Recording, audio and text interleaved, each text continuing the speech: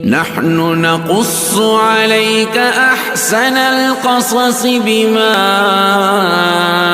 أوحينا إليك هذا القرآن. الرحمن الرحیم. یو ملګری تاسو کړو کو یو انسان سرګټ اسکی یا نسوار استعمال کی نو دې سره د اودس ماتیږي او کنا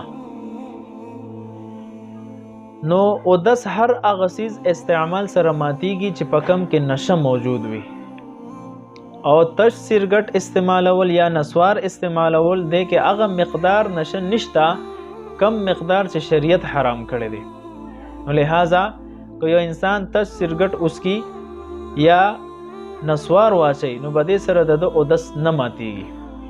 البته فقهاو لیکلي دي چې د سړي د پاره ضروری دي چې کله دا مسجد ته موز لذي نو دا د خپل خله او وینځي ځکه د نسوارو په وجه او دا سرګټو په وجه د انسان د خلینه یو قسم بدبوئی زی چې دک بدبوئی په مسجد کې د فرشتو د تکلیف سبب ګرځي. هم دک کشان کم خلک چې د سره خوا کې ولاړ دي اغوی ته د دې تکلیف نه دغه بدبوئی نه انتهایی تکلیف کیږي.